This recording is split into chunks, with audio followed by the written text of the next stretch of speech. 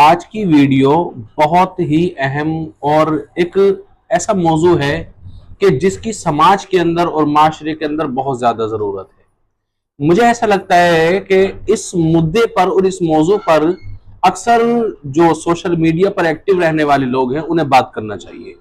और जो मौजू आज मैं आप लोगों के सामने पेश करने जा रहा हूं, मेरी आप लोगों से गुजारिश है कि आप लोग जो है वीडियो में आखिर तक जरूर बने रहिएगा, क्योंकि अलीगढ़ मुस्लिम यूनिवर्सिटी के जो एक्स वाइस चांसलर हैं जमीरुद्दीन शाह साहब, उन्होंने एक मजमून लिखा था। वो मजमून जब मेरे सामने आया तो मेरे जहन के अंदर ये बात गर्दिश की कि मुझे इस पर आप लोगों से बात करना चाहिए। खैर बहरहाल वो बात मैं आपको जो है तफसील के साथ बाद में बताऊंगा। सबसे पहले मैं आप लोगों से एक डिस्कस करना चाहता हूं, एक बात करना चाहता हूं। एक्चुअली है क्या, आप जब सोशल मीडिया उठाएंगे और अपने फोन को उठा करके जब आप वीडियो स्क्रॉल करेंगे, चाहे वो इंस्टाग्राम हो या फेसबुक हो या फिर यूट्यूब हो, तो आपको नजर आएगा कि कुछ हिजाबी गर्ल जिनको कहा जाता है, कुछ मुस्लिम लड़कियां जो बुर्का पहने हुए हैं, जो बाकायदा हिजाब में हैं, वो कुछ जाफरानी लड़कों की मोहब्बत का शिकार बने हुए हैं। कभी आपने सोचा ऐसा क्यों हुआ? क्या मुसलमान लड़के खूबसूरत नहीं है? क्या मुस्लिम लड़के हुस्न जमाल के मालिक नहीं है? ये जो चीज एक गैर मुस्लिम लड़का मुस्लिम लड़की को दे सकता है, क्या मुस्लिम लड़का वो मुस्लिम लड़की को नहीं दे सकता है? वो सारी चीजें जो गैर मुस्लिम लड़का एक मुस्लिम लड़की को दे सकता है, वो सारी चीजें, बल्कि उससे ज्यादा बेहतर जिंदगी एक मुस्लिम लड़का मुस्लिम लड़की को या किसी भी लड़की को दे सकता है। उसके बावजूद भी, इतनी सब कुछ होने के बावजूद भी, ये क्यों हो रहा है? ऐसा क्यों हो रहा है कि मुस्लिम लड़कियां जाफरानी लड़कों के बहकावे में आ रही हैं और जाफरानी लड़कों के शिकार का शिकंजा बने हुए हैं? एक्चुअली है क्या, हमारे यहां पर होता यह है कि हमारे मुस्लिम समाज के अंदर लड़का टेंथ पास करता है या 12th पास करता है, हाई स्कूल या इंटर पास करने के बाद वो एक अच्छी जॉब की तलाश में या फिर मजदूरी करने के लिए वो अपनी पढ़ाई को छोड़ देता है। खून पसीना बहाता है, वो पूरे दिन जिद्दोजहद करता रहता है, अपने कपड़ों को पसीने से भिगोता है, खून पसीना एक कर देता है और अपनी बहन को पढ़ाता है उसके आगे। खुद तो हाई स्कूल या इंटर करके पढ़ाई छोड़ देगा, लेकिन उसकी जो बहन है ना, चाहे वो उससे कुछ जगहों पर देखा गया है कि छोटे भाई अपनी बड़ी बहनों की पढ़ाई के लिए जफाकशी में लगे हुए हैं, मेहनत और मशक्कत में लगे हुए हैं। वो लोग शब रोज मेहनत कर रहे हैं कि मेरी बहन कामयाब हो जाए। एक मुस्लिम लड़का 14-15 साल की उम्र में मजदूरी के लिए घर से निकल जाता है, सुबह को निकलता है, शाम तक मेहनत करता है और थक हार करके अपने बिस्तर पर सो जाता है। इसके बरक्स देखा जाए तो मुस्लिम लड़कियां जिनकी उम्र 22-22 साल हो चुकी है, 25-27 साल तक की उम्र हो चुकी है, वो अभी तक जो है ग्रेजुएशन करने के नाम पर या कंप्यूटर क्लासेस के नाम पर या एक्स्ट्रा क्लासेस के नाम पर वो अपने घरों से निकली हुई है।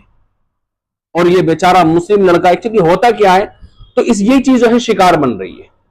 लड़कियों का, हमारी बहनों का हाई स्कूल इंटर के बाद पढ़ते रहना और मुस्लिम लड़कों का हाई स्कूल या इंटर पढ़ के पढ़ाई छोड़ देना, ये सबसे अहम वजह बन रही है, जिसकी वजह से मुस्लिम लड़कियां जाफरानी लड़कों के शिकंजे में फंस रही हैं और जाफरानी लड़कों का शिकार बनी हुई है। क्योंकि जाहिर सी बात है कि एक पढ़ा हुआ तबका, एक पढ़ा हुआ समाज ऐसे लोगों में नहीं जा सकता कि जो गैर पढ़े लिखे होंगे या जो अनपढ़ होंगे, जिनका एजुकेशन से, तालीम से और शिक्षा से कोई वास्ता नहीं होगा। जाहिर सी बात है वो लड़की अपनी जिंदगी किसी ऐसे लड़के के साथ नहीं गुजार सकती जो पढ़ा लिखा नहीं है। एक लड़की ग्रेजुएशन है, आपने हाई स्कूल या इंटर किया हुआ है, आप मजदूरी कर रहे हैं, तो ये तो बताएं कि वो जो ग्रेजुएशन लड़की है, जिसने कंप्यूटर क्लासेस में भी टॉप किया हुआ है और जिसने एक अच्छे मार्क्सेस के साथ ग्रेजुएशन अपना कंप्लीट किया हुआ है, जो इंग्लिश अच्छी जानती है, वो एक ऐसे लड़के के साथ क्यों अपनी जिंदगी बसर करेगी, क्यों अपना वक्त गुजारेगी, जिस लड़के ने सिर्फ हाई स्कूल या इंटर करके अपनी पढ़ाई छोड़ दी है और मजदूरी में लगा हुआ है गधों की तरह। वो तो किसी ऐसे लड़के को तलाश करेगी ना जो उसकी तरह पढ़ा लिखा हो, जो उसकी तरह उसको समझने वाला हो, और उसको लगता है भी, और लगता क्या होता भी ऐसा है, क्योंकि पढ़े लिखे को गैर पढ़ा लिखा नहीं समझ सकता। तो हर लड़की का सपना यह होता है कि जितना मैं पढ़ी लिखी हूं, कम से कम उतना पढ़ा लिखा लड़का मेरे लिए होना चाहिए। जिस तरह से साफ सुथरे कपड़े पहनने वाली मैं हूं, इसी तरह से मेरा जो शौहर है वो भी इस तरह का होना चाहिए कि सुबह वो बाइक से निकले या कार से निकले और शाम को कार से साफ सुथरे कपड़ों के साथ लौट करके आए। इस तरह से नहीं कि सुबह को निकल रहा है वो, लेकिन शाम तक जो आ रहा है उसके जिस्म से बदबू आ रही है, चेहरा काला पड़ा हुआ, उसके बाल बिखरे हुए हैं। हालांकि ये बुरी चीज नहीं, ये बहुत अच्छी चीज है, लेकिन सिर्फ मैं बात कर रहा हूं कि मुस्लिम लड़कियां जो गैर मुस्लिमों का शिकार बन रही है, उसमें वजह ये भी है। तो अगर मुस्लिम लड़कियां अगर हाई स्कूल इंटर के बाद नहीं भी पढ़ेंगी तो समाज के अंदर इतना बड़ा फर्क पड़ने वाला नहीं है। लेकिन अगर हमारे मुस्लिम लड़के हाई स्कूल इंटर के बाद ग्रेजुएशन करेंगे, एक अच्छी जॉब वो करेंगे, एक जाहिर सी बात है जब अच्छे पढ़े लिखे होंगे तो एक अच्छी जॉब उनके पास में होगी, तो वो अपनी जिंदगी को बेहतर कर सकते हैं, अपनी बहन के लिए एक अच्छा रिश्ता तलाश कर सकते हैं, अपने परिवार को बहुत सारी खुशियां प्रोवाइड करा सकते हैं वो। लेकिन एक मुस्लिम लड़की, अच्छा किसी ने हमें ताना दिया कि एजुकेशन के नाम पर क्या मुस्लिम जो है वो अपनी बेटियों को कैद में रखते। हमने इस ताने को इतना सीरियस ले लिया कि अपनी बच्चों को इतना आजाद छोड़ दिया कि हमने उनकी परवाह करना छोड़ दी। स्कूटरों पर, मोटरसाइकिलों पर, एक्स्ट्रा क्लासेस के नाम पर, कंप्यूटर क्लासेस के नाम पर जो बेहयाई और बेशर्माई हो रही है वो आपके सामने है। होता क्या है, मैंने अभी जैसे कि आप लोगों के सामने पहले जिक्र किया था कि हाई स्कूल या इंटर पढ़ने के बाद में लड़का तो पढ़ाई छोड़ देता है लेकिन मुस्लिम लड़की पढ़ती रहती है। उधर उनके लड़के हाई स्कूल इंटर के बाद में अपनी क्लासें, अपनी जो एजुकेशन है वो कंप्लीट करते हैं। अब उसको नोट चाहिए होते हैं मुस्लिम लड़कियों को, तो जो बेचारी गरीब लड़कियां हैं, मासूम बच्चियां हैं, मासूम से मुराद वो लड़कियां जो ना समझे, वो लड़कियां बेचारी क्या करती हैं, नोट लेने की वजह से, जो नोट होता है वो जो बुकें होती हैं उनके जिसके अंदर उनका वर्क कंप्लीट होता है, वो लेने की वजह से वो बेचारी मदद के लिए हाथ बढ़ाती हैं।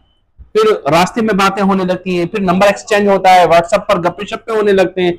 फिर उस तरह से वो जहां पर सिर्फ एक नोटबुक लेने के बहाने जो है एक राब्ता हुआ था, कहीं ना कहीं आकर के फिर वो बॉयफ्रेंड के नाम पर बदल जाता है। फिर बेचारा वो भाई जिसने हाई स्कूल इंटर पढ़ के अपनी पढ़ाई कंप्लीट कर दी थी और अपनी बहन को पढ़ाने के लिए पूरे दिन उसने मेहनत की थी, थका हारा बेचारा आकर के सो जाता है। उसकी बहन जो कंप्यूटर क्लासेस के नाम पर एसी के अंदर बैठी, एक्स्ट्रा क्लासेस के अंदर उसने मस्तियां करी, तो उसको कोई थकन थोड़ी हो रही है, वो तो पूरी रात जाकर के अपने बॉयफ्रेंड से बातें करती है। इधर बेचारा ये खर्राटे मार करके सो रहा होता है कि मैं अपने खून पसीना बहाऊंगा और अपनी बहन की जो है वो फीस जमा करूंगा। बहरहाल, तो अपने बच्चों को हाई स्कूल या इंटर के बाद भी पढ़ाएं। ऐसा नहीं कि सिर्फ लड़कियों को पढ़ाने से समाज के अंदर तरक्की होगी, समाज के अंदर जो ज्यादा तरक्की होने वाली है वो लड़कों के पढ़ने से होगी। और ऐसा नहीं कि सिर्फ क्लासेस के नाम पर और जो है हमारी या एजुकेशन के नाम पर क्लासों के अंदर सिर्फ हमारी मुस्लिम बेटियां ही मौजूद हों, मुस्लिम बेटे भी हमारे उसके अंदर मौजूद होने चाहिए। बल्कि कई सारी कॉलेजेस और यूनिवर्सिटीज के अंदर तो मैंने सुना है कि सिर्फ मुस्लिम लड़कियों का तो एडमिशन हो सकता है लेकिन मुस्लिम लड़कों का एडमिशन नहीं हो सकता। कुछ बेगैरत लोग उसमें भी करा रहे होते हैं एडमिशन, मतलब अकल पर पर्दा पड़ा हुआ है कि हमारे बेटों का तो एडमिशन नहीं ले रहे लेकिन हमारी बेटियों का एडमिशन ले रहे हैं। अच्छा, उनके बेटों का भी एडमिशन, उनकी बेटियों का भी एडमिशन। तो इससे वाज़ेह है ना कि ये कैसे जंगल में आपको बुला रहे हैं कि जिस जंगल में आप अपनी बेटी को शिकार पर छोड़ रहे हैं। बहरहाल, मैंने जो आपसे वादा किया था, जो अलीगढ़ मुस्लिम यूनिवर्सिटी के एक्स वाइस चांसलर थे जमीरुद्दीन शाह साहब, उन्होंने भी ये बात कही है। उन्होंने अपने मजमून के अंदर भी ये बात कही है कि जब लड़कियों को अपने भाई नहीं मिलते मुस्लिम भाई, फिर वो मदद के लिए हाथ बढ़ाती है। तो नोट की एक्सचेंजिंग होती है, जो नोटबुक होती है उसकी एक्सचेंजिंग होती है, उसके बाद में फिर वो रिश्ता बनने लगता है। फिर वो नोटबुक की एक्सचेंजिंग कहीं ना कहीं बॉयफ्रेंड के तक वो पहुंचा देती है, बॉयफ्रेंड तक का सफर बना देती है। अपने लड़कों को भी पढ़ाएं और लड़कियों को तन्हा स्कूल और कॉलेज में इस तरह से ना भेजें कि जैसे उनका कोई यार मददगार ना हो, उनके सर पर साया ना हो। और अगर आप भेज भी रहे हैं, मान लीजिए भाई छोटा है या आपके पास इतनी गुंजाइश नहीं है, तो बेटे को पढ़ाएं ना, बेटी को हाई स्कूल इंटर करा के अपने घर में बिठाएं और उसको दीनी तालीम दें।